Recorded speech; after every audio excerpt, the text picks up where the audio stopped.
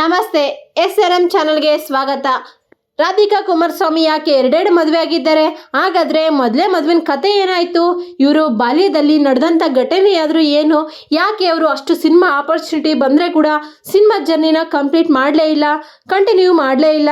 ಹಾಗಾದರೆ ಇಲ್ಲಿ ಕುಮಾರಸ್ವಾಮಿ ಅವರು ರಾಧಿಕಾ ಜೀವನಕ್ಕೆ ಯಾವ ರೀತಿ ಬಂದರು ಅಂತ ನೋಡ್ಕೊಂಬಂದ್ಬಿಡ ಬನ್ನಿ. ರಾಧಿಕಾ ಕುಮಾರಸ್ವಾಮಿ ಇವರು ಹುಟ್ಟಿದ್ದು 1986. ಇವರು ಮಂಗಳೂರಲ್ಲಿ ಹುಟ್ಟಿದ್ರು. ಇವರು ಲ್ಯಾಂಗ್ವೇಜು ತುಳು ಭಾಷೆಯಲ್ಲಿ ಇವರು ಮಾತಾಡ್ತಾ ಇದ್ರು. ಇವರಿಗೆ ಒಬ್ಬ ಅಣ್ಣ ಕೂಡ ಸಹೋದರ ಕೂಡ ಇವ್ರಿಗೆ ಇದ್ರು. ಹಾಗೇನೆ ಇವ್ರದ್ದು ಎಜುಕೇಷನ್ ಬಂದ್ಬಿಟ್ಟು 9ನೇ ತರಗತಿ ಆಗಿತ್ತು ಅಷ್ಟೇ.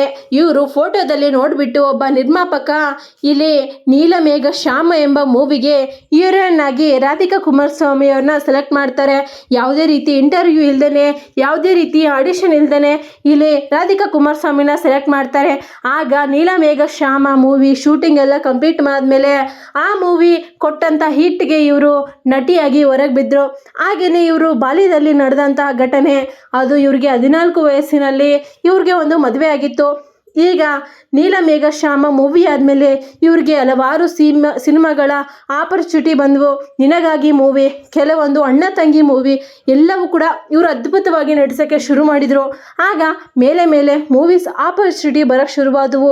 ಆಗ ಎಲ್ಲೋ ಇದ್ದಂಥ ಇವರ ಮೊದಲೇ ಗಂಡ ರತ್ನಕುಮಾರ್ ಅಂತ ಇವ್ರ ಹೆಸರು. ಇವರು ಇಲ್ಲಿ ಬಾಲ್ಯ ವಿವಾಹ ನಡೆದಿರುತ್ತೆ ರಾಧಿಕಾಗೆ, ಹಾಗೇನೆ ಇಲ್ಲಿ ರತ್ನಕುಮಾರ್ಗೆ, ಹಾಗೇನೆ ರಾಧಿಕಾಗೆ 14 ವರ್ಷದಲ್ಲೇ ಈ ಮದುವೆ ನಡೆದಿರುತ್ತೆ.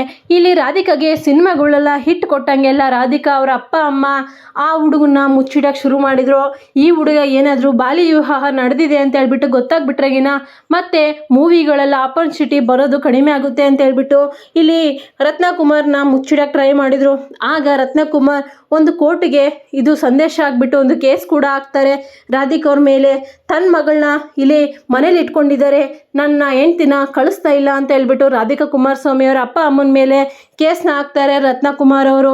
ಹಾಗೆಯೇ ಇಲ್ಲಿ ಆ ಕೇಸಲ್ಲೂ ಕೂಡ ಇಲ್ಲಿ ರಾಧಿಕಾನೇ ಗೆಲ್ತಾನೆ ಅಂತಲೇ ಹೇಳ್ಬೋದು. ಅದು ನಡೆದಂಥ ಬಾಲ್ಯ ವಿವಾಹ ಅದು ನಮಗೆ ಇಷ್ಟ ಇರಲಿಲ್ಲ, ಅದಕ್ಕೋಸ್ಕರ ನಾನು ಈಗ ಅವ್ರನ್ನ ಗಂಡ ಅಂತ ಒಪ್ಕೊತಾ ಇಲ್ಲ ಅಂತ ಹೇಳ್ಬಿಟ್ಟು ಇಲ್ಲಿ ರಾಧಿಕಾ ಕುಮಾರಸ್ವಾಮಿ ಒಂದು ಸ್ಟೇಟ್ಮೆಂಟ್ನ ಕೊಡ್ತಾರೆ. ಆಗ ಕೋರ್ಟು ಸರಿ ಅಂತ ಹೇಳ್ಬಿಟ್ಟು ರತ್ನಕುಮಾರ್ ಅವರು ಇಲ್ಲಿ ಹೃದಯಾಘಾತದಿಂದ ಅವರು ಸತ್ತೋಗ್ತಾರೆ. ಆದರೆ ಕೆಲವೊಂದು ವರದಿ ಪ್ರಕಾರ ಅವರು ಏನೋ ಆಘಾತಕ್ಕೊಳಗಾಗಿ ಹೃದಯಾಘಾತದಿಂದ ಅಲ್ಲ ಅಂತ ಹೇಳ್ಬಿಟ್ಟು ವರದಿ ಕೂಡ ಬರುತ್ತೆ. ಆದರೆ ರಾಧಿಕಾ ಕುಮಾರಸ್ವಾಮಿ ಇದು ಸ್ಪಷ್ಟತೆ ನೀಡ್ತಾಳೆ, ಅವ್ರಿಗೆ ಹಾರ್ಟ್ ಅಟ್ಯಾಕಿಂದಲೇ ಮರಣ ಹೊಂದಿದ್ದಾರೆ ಅಂತ ಹೇಳ್ಬಿಟ್ಟು. ಆಗ ಇನ್ನಷ್ಟು ಆಪರ್ಚುನಿಟಿ ಬರೋಕ್ಕೆ ಶುರುವಾಗುತ್ತೆ ಇಲ್ಲಿ ರಾಧಿಕಾ ಕುಮಾರಸ್ವಾಮಿಗೆ ಅಂತಲೇ ಹೇಳ್ಬೋದು. ಮೂವಿ ಮೇಲೆ ಮೂವಿ ಸ್ಟಾರ್ಟ್ ಆಗ್ತವೆ. ಅವರು ತುಂಬಾ ಚೆನ್ನಾಗಿದ್ರು ನೋಡೋ ಕೂಡ. ಅದಕ್ಕೋಸ್ಕರ ಅಣ್ಣ ತಂಗಿ ಆಗಿರ್ಬೋದು, ತವರಿಗೆ ಬಾ ತಂಗಿ ಆಗಿರ್ಬೋದು, ಇಲ್ಲಿ ಶಿವರಾಜ್ ಕುಮಾರ್ ಜೊತೆ ತುಂಬಾ ಅದ್ಭುತವಾದ ನಟನೆಯಿಂದ ಎಲ್ಲರ ಮನಸ್ಸನ್ನು ಕೂಡ ಗೆಲ್ತಾರೆ ಅಂತಲೇ ಹೇಳ್ಬೋದು. ಅದಾದಮೇಲೆ 2010ರಲ್ಲಿ ಒಂದು ಇಂಟರ್ವ್ಯೂ ನಡೆಯುತ್ತೆ. ಆ ಇಂಟರ್ವ್ಯೂರಲ್ಲಿ ಒಂದು ಬಾಯಿನ ಬಿಡ್ತಾಳೆ ಇಲ್ಲಿ ಕುಮಾರಸ್ವಾಮಿ ಅಂತಲೇ ಹೇಳ್ಬೋದು.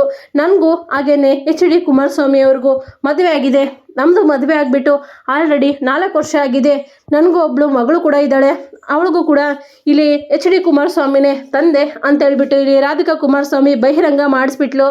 ಅದು ಕೇಳಿದ ಮೇಲೆ ತುಂಬ ರೂಮರ್ಸ್ ಉಟ್ಕೊಂಡ್ಬಿಟ್ವು. ಇದ್ರ ಬಗ್ಗೆ ಕುಮಾರಸ್ವಾಮಿ ಅವ್ರನ್ನ ಕೇಳಿದಾಗ ಕುಮಾರಸ್ವಾಮಿ ಅವರು ಹೇಳಿದರು, ಮಾತಾಡಬೇಕಾದ್ರೆ ನಾನು ಮಾತಾಡ್ತೀನಿ, ಈಗ ನಾನು ಮಾತಾಡೋ ಅವಶ್ಯಕತೆ ಏನು ಕೂಡ ಇಲ್ಲ ಅಂತ ಹೇಳ್ಬಿಟ್ಟು ಇಲ್ಲಿ ಕುಮಾರಸ್ವಾಮಿ ಕೂಡ ಹೇಳಿದರು.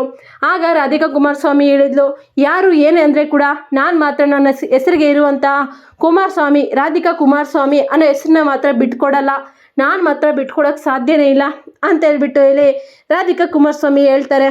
ಆಗ ಇದನ್ನೆಲ್ಲ ನೋಡಿದಂಥ ಇಲ್ಲಿ ಪಕ್ಷವರು, ಇಲ್ಲಿ ಆಪೋಸಿಟ್ ಪಾರ್ಟಿಯವರು ಇಲ್ಲಿ HD ಕುಮಾರಸ್ವಾಮಿ ಮೇಲೆ ಈ ರೀತಿ ಮಾಡಬಾರ್ದಿತ್ತು. ಅವ್ರ ಮದುವೆ ಆಗಿದೆ, ಆಲ್ರೆಡಿ ಒಂದು ಮದುವೆ, ಮಗ ಕೂಡ ಇದ್ದಾನೆ. ಅಂಥ ಟೈಮಲ್ಲಿ ಇಂಥ ರಾಧಿಕಾನ ಮದುವೆ ಆಗಿಬಿಟ್ಟಿದ್ದಾನೆ, ಅದಕ್ಕೋಸ್ಕರ ಇದು ತಪ್ಪು ಅಂತ ಹೇಳ್ಬಿಟ್ಟು ಇಲ್ಲಿ ಕುಮಾರಸ್ವಾಮಿ ಮೇಲೆ ಒಂದು ಕೇಸ್ನ ಕೂಡ ಫೈಲ್ ಮಾಡ್ತಾರೆ.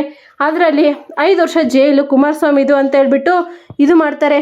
ಆಗ ಅದನ್ನು ಕೇಳಿಸ್ಕೊಂಡ ಎಲ್ಲರೂ ಕೂಡ ಇಲ್ಲಿ ಕುಮಾರಸ್ವಾಮಿಯವರು ತುಂಬ ಅಲರ್ಟ್ ಆಗಿಬಿಟ್ಟು ನನ್ನ ಮದುವೆಗೆ ಹಾಗೆಯೇ ರಾಧಿಕಾ ಕುಮಾರಸ್ವಾಮಿಗೆ ಯಾವುದು ಪ್ರೂಫ್ ಇಲ್ಲ, ನಾವು ಇಬ್ಬರೂ ಕೂಡ ಮದುವೆ ಆಗಿಲ್ಲ ಅಂತ ಹೇಳ್ಬಿಟ್ಟು ಇಲ್ಲಿ ಕುಮಾರಸ್ವಾಮಿ ಹೇಳ್ಕೊತಾರೆ. ಆಗ ರಾಧಿಕಾ ಹೇಳ್ತಾಳೆ, ಸೋಷಿಯಲ್ ಮೀಡಿಯಾದೆಲ್ಲ ತುಂಬಾ ಫೋಟೋಸ್ನ ಬಿಡ್ತಾಳೆ ಇಲ್ಲಿ ರಾಧಿಕಾ ಕುಮಾರಸ್ವಾಮಿ. 2012ರಲ್ಲಿ ನನ್ನ ಬರ್ತಡೇ, ಹಾಗೆಯೇ ಅವ್ರ ಬರ್ತಡೇನ ನಾನೇ ಸೆಲೆಬ್ರೇಟ್ ಮಾಡಿದ್ದೀನಿ ಅಂತ ಹೇಳ್ಬಿಟ್ಟು ಫೋಟೋಸ್ನೆಲ್ಲ ಸೋಷಿಯಲ್ ಮೀಡಿಯಾದಲ್ಲಿ ಹರಿಬಿಡ್ತಾಳೆ ಇಲ್ಲಿ ರಾಧಿಕಾ ಕುಮಾರಸ್ವಾಮಿ. ಆಗ ಇಲ್ಲಿ ರಾಧಿಕಾ ಹೇಳ್ತಾಳೆ, ಸ್ವಾಮಿ ಅವರು ನನ್ನ ಬರ್ತಡೇಗೆ ಯಾವಾಗಲೂ ಕೂಡ ವಿಶ್ ಮಾಡ್ತಾರೆ. ಅವರು ಬರ್ತಡೇಗೆ ಕೂಡ ನಾನು ಪ್ರತಿ ಸರಿನೂ ಕೂಡ ವಿಶ್ ಮಾಡ್ತೀನಿ. ಹಾಗೆಯೇ ನನ್ನ ಮಗಳ ಬರ್ತಡೇನೂ ಕೂಡ ರಾಧಿಕಾ ಕುಮಾರಸ್ವಾಮಿ ಹಾಗೆಯೇ ಇಲ್ಲಿ HD ಕುಮಾರಸ್ವಾಮಿ ಅವರು ಇಬ್ಬರು ಕೂಡ ಸೇರಿಬಿಟ್ಟು ನಾವು ಇಲ್ಲಿ ಬರ್ತಡೇನ ಮಾಡ್ತೀವಿ. ಅವಳು ನನ್ನ ಮಗಳು ಕೂಡ ನಮ್ಮಿಬ್ಬರು ಗುಣಗಳೇ ಇದ್ದಾವೆ ಅವಳಿಗೂ ಕೂಡ ಸೇರಿಬಿಟ್ಟು ಅಂತ ಇಲ್ಲಿ ರಾಧಿಕಾ ಕುಮಾರಸ್ವಾಮಿ ಹೇಳ್ಕೊತಾರೆ. ಇಲ್ಲಿ HD ಕುಮಾರಸ್ವಾಮಿ ಹಾಗೆಯೇ ಅನಿತಾ ಕುಮಾರಸ್ವಾಮಿ ಅವರು ಮದುವೆ 1985ರಲ್ಲಿ ಮದುವೆ ಆಗುತ್ತೆ. ಹಾಗೆಯೇ ಇಲ್ಲಿ ರಾಧಿಕಾ ಹುಟ್ಟಿದ್ದು ಕೂಡ 1986ರಲ್ಲಿ ಅವರು ಹುಟ್ಟಿರ್ತಾರೆ. ಅದರಲ್ಲಿ ವ್ಯತ್ಯಾಸ ನೋಡೋದಾದರೆ ಅಲ್ಲಿ HD ಕುಮಾರಸ್ವಾಮಿ ಅವರು ಮದುವೆ ಆಗಿಬಿಟ್ಟು ಇಲ್ಲಿ 38 ವರ್ಷ ಆಗಿರುತ್ತೆ. ಹಾಗೆಯೇ ಇಲ್ಲಿ ರಾಧಿಕಾ ಕುಮಾರಸ್ವಾಮಿಗೆ ಈಗ 37 ವರ್ಷ ಇರುತ್ತೆ. ಅದರಲ್ಲಿ ನೋಡೋದಾದರೆ ನಾವು ಇದರಲ್ಲಿ ಎಷ್ಟು ಡಿಫ್ರೆಂಟ್ ಇರುತ್ತೆ ಅಲ್ವಾ. ಕುಮಾರಸ್ವಾಮಿ ತಾನು ಮದುವೆ ಆಗಿದ್ದಿನ ಇಲ್ಲಿ 1 ವರ್ಷ ಅಷ್ಟೇ ಡಿಫ್ರೆಂಟು ರಾಧಿಕಾ ಹುಟ್ಟಿರೋದು, ಇನ್ನು ಚಿಕ್ಕವಳು ರಾಧಿಕಾ. ಅಂಥದ್ರಲ್ಲಿ HD ಕುಮಾರಸ್ವಾಮಿ ಯಾಕೆ ರಾಧಿಕಾ ಕುಮಾರಸ್ವಾಮಿನ ಆಯ್ಕೆ ಮಾಡಿಕೊಂಡು ಮದುವೆ ಮಾಡಿಕೊಂಡ್ರು. ಇನ್ನೊಂದು ವಿಚಾರ ಇಂಟ್ರೆಸ್ಟಿಂಗ್ ಆಗಿದೆ. ಅದು ಏನಪ್ಪ ಅಂತಂದರೆ ನಿಖಿಲ್ ಕುಮಾರಸ್ವಾಮಿ ಹಾಗೆಯೇ ರಾಧಿಕಾ ಕುಮಾರಸ್ವಾಮಿ ಇಬ್ಬರಿಗೂ ಕೂಡ ಕೇವಲ 2 ವರ್ಷದ ವ್ಯತ್ಯಾಸ ಇದೆ ಅಂತ ಹೇಳ್ಬಿಟ್ಟು ವರದಿಯನ್ನು ಬಂದಿದೆ. ಅದಕ್ಕೋಸ್ಕರ ಇಲ್ಲಿ ರಾಧಿಕಾ ಕುಮಾರಸ್ವಾಮಿ ಮಾಡಿದ ಇದು ಏನು ತಪ್ಪೇನು, ಇಲ್ಲಿ ಕುಮಾರಸ್ವಾಮಿ ಅವರು ಯಾವುದೇ ಕಾರಣಕ್ಕೂ ನಾನು ಮಾತ್ರ ಒಪ್ಕೊಳ್ಳಲ್ಲ, ಅಂದು ಮಾತ್ರ ಸಂಬಂಧ ಇಲ್ಲ ವಿಚಾರಣೆ ಅಂತ ಹೇಳ್ಬಿಟ್ಟು ಪ್ರೆಸ್ ಮುಂದೆಲ್ಲ ಹೇಳಿದರು.